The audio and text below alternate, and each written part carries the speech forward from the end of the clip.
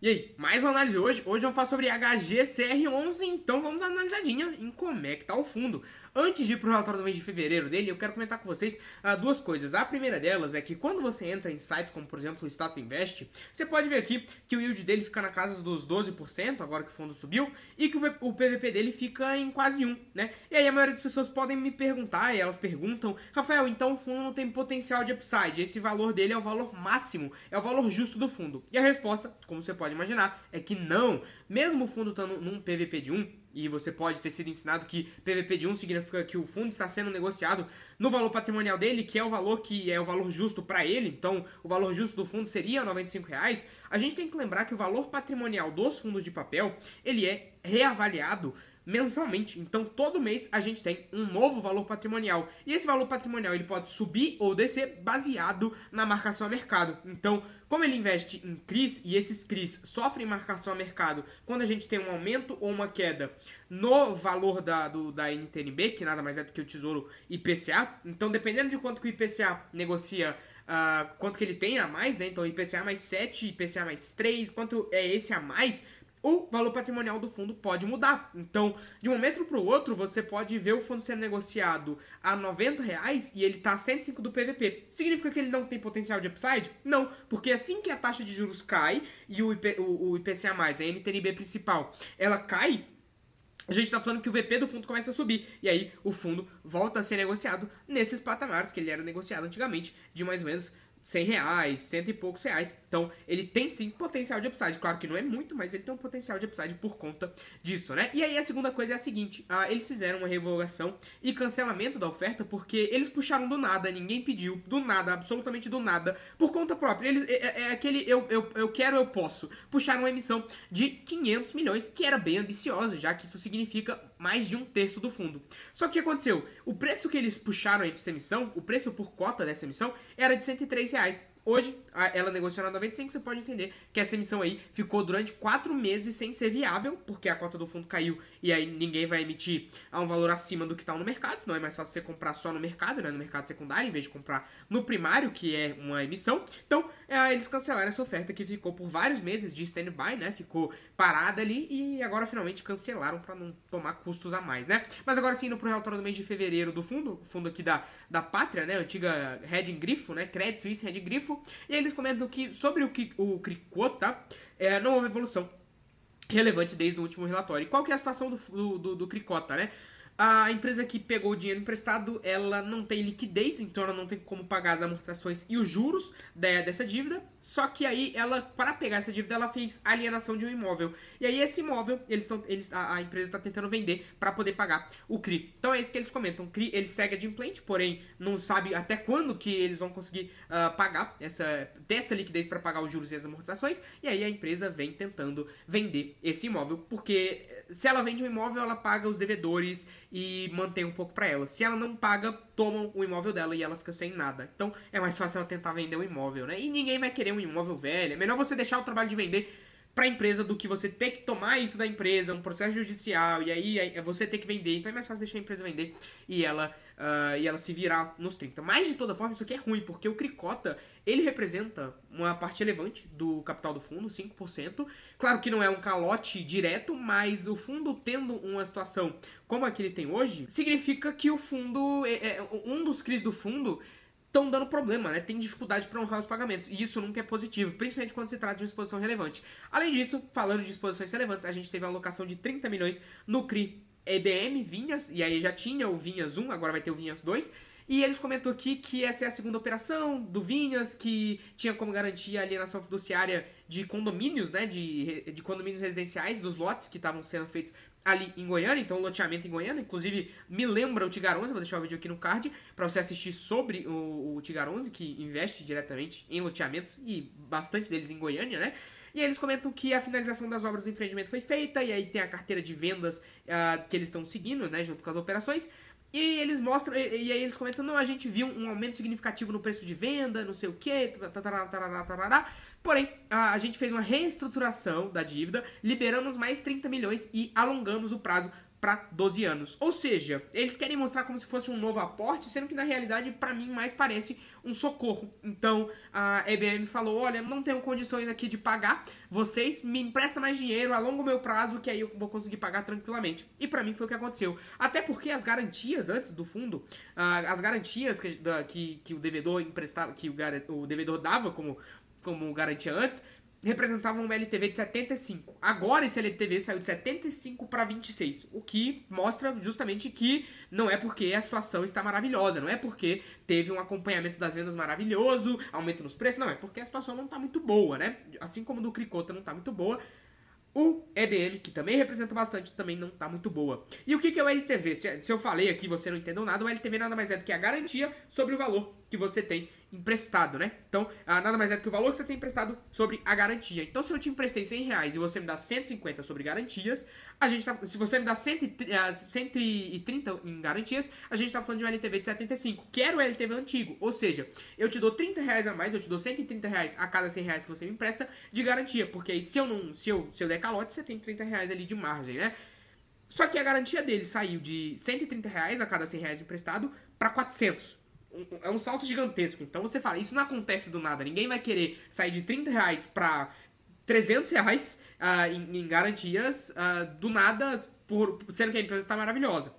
Então, realmente aqui, dois crises relevantes que estão com a situação ruim dentro do fundo, né? Inclusive, já fazer o spoiler aqui, o adendo, que esse é um dos poucos fundos da Reding Grifo, né, da Credit Suisse Reding Grifo, agora Pátria, que eu não gosto muito, porque ele não segue a filosofia que a Reding Grifo tem no mercado. Qual que é a filosofia? É tijolo e ótima qualidade, né?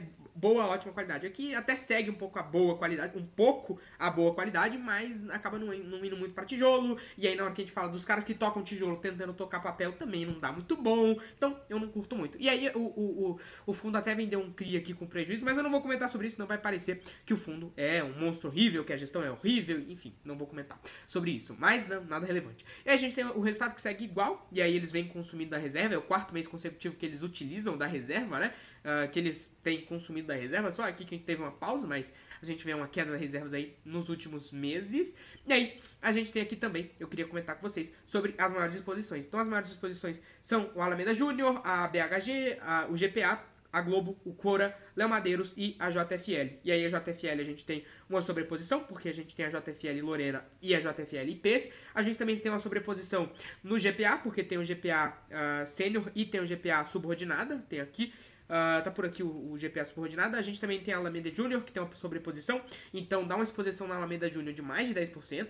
A gente tem o BHG, que também tem uma exposição grande também, porque tem a BHG São Paulo e Rio, e tem a BHG aqui Salvador. Então a gente tá falando que em questão de diversificação, não a carteira de crédito dele não é da mais diversificada, porque tem muita sobreposição. E se a gente vê um cenário em que a qualidade da carteira do crédito do fundo não é tão boa, a gente já comenta sobre isso, não é tão boa, né? A gente já comenta sobre isso. E também a gente tá falando que não tem uma diversificação tão grande, a gente tá falando de não tanta qualidade e não tanta diversificação. Você junta os dois, não é a combinação ideal, né? Então, acho que você entendeu o que eu quis dizer aqui. E aí, o fundo hoje ele tem uma exposição em fundos e ele tem um pouco de compromissadas, né? Que são dívidas que ele faz, uma alavancagem que ele faz para poder investir mais e ter mais retorno. Só que as compromissadas ele vem abaixando, né? Ele vem pagando, vem diminuindo a alavancagem dele, principalmente com a amortização do SPVJ que teve. Então ele teve a amortização do SPVJ e aí ele usou essa amortização do SPVJ para diminuir a alavancagem dele dessas compromissadas. A carteira dele, como a gente pode ver aqui, tirando logística, não são segmentos muito bons, então a gente está falando de residencial, não é muito o rendimento, não é um segmento muito forte, né, muito resiliente. Hotel também não, e varejo que também não é. E aí tem o data center aqui, que é um empréstimo pro LZR11, eu vou deixar o vídeo aqui no card pra você ver. Então, até interessante, né, a gente viu que a LZR fez uma emissão ali de dívida, e aí a gente fica naquela de quem será que emprestou dinheiro para ele. Bom, a gente sabe que agora o HGCR11 foi um dos que emprestaram dinheiro pro LZR11. Então, vou deixar o vídeo aí no card pra você assistir depois do ALZR11. E aí a gente tem aqui também a carteira, né, a classificação de risco da carteira do fundo. Inclusive, esse relatório da Pátria aqui é ruim porque você não tem como grifar as coisas. Eu tenho que ficar usando essas linhas aqui. Então, ponto aí pra Pátria, se estiver assistindo esse vídeo. Se alguém estiver assistindo esse vídeo, que por favor mude isso, né? Deixe o relatório sem ser nesse modelo de foto, né? É uma foto aqui com alguns textos. Não, deixa inteiro por texto. Eu não consigo grifar as coisas aqui. Tem que ficar usando essas linhas aqui, o que pra mim é ruim, né? Então, se puderem mudar isso, agradeço. Mas, de toda forma, a gente fala que a qualidade de crédito dele aqui, a classificação de risco da carteira de crédito dele aqui, 65% é uma classificação a menos até sem rate, né? Então, a menos BBB e BBB menos. Se a gente arredondar aqui, 60% da carteira dele é BBB, ou seja, não é uma boa qualidade de crédito, não é uma das melhores qualidades de crédito, é uma qualidade de crédito que dificilmente, que forçando a barra eu falaria que é ok, não é ótima, não é boa, é ok, e sem rate, né? Então a gente tem BBB e sem rate sendo a maior exposição dele aqui. Então, ficar atento em relação a isso, porque a carteira de crédito do fundo não é das melhores, né? E pros níveis atuais, como ele é um fundo que negocia perto do VP, pros níveis atuais de dividendo que ele paga, não me parece ser uma boa... Não me parece uma oportunidade herói, né? Não me parece ser uma oportunidade em nenhum aspecto, porque a carteira dele não é tão boa, a gente tá falando que a Credit Suisse não tem uma experiência tão grande de papel, o fundo já tá no VP, então não tem muito desconto. Aqui os níveis de garantia de LTV dele também... mostra a carteira de crédito dele que não é das melhores, o IPCA não compensa todo esse risco, na minha opinião, então você corre um risco maior do que o retorno que você tem, proporcional, então pra mim de toda forma não curto muito, né? Aqui a gente tem as maiores oposições, a gente tem a Alameda Júnior aqui, que é um CRI que tem um prazo de vencimento bem longo, classificação a menos, pelo menos, né? Porque se fosse a maior exposição, tivesse uma classificação BBB, seria complicado, né? Mas a gente já comenta sobre isso porque o Cricota, como não é uma novidade, ele é BBB e por isso que tá numa situação difícil, né? Então, o próprio rating já dizia sobre a questão da possível dificuldade da empresa, né? Mas voltando ao Alameda Júnior aqui, tem o LTV tranquilo, né? E a gente tem a Globo também com LTV tranquilo, agora sim a gente tá falando da melhor qualidade de crédito pra Globo, né?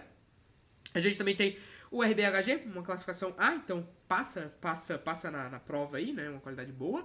E a gente tem o Madeira que não tem rating, e aí tem todos eles com LTV até que tranquilo, né? Essa, a única operação aqui que me impressiona, que me salta o olho, é o ponto da BHG ser classificação A e ter uma taxa de aquisição, acredito que... a tabela tá incompleta, inclusive, né? Porque a taxa...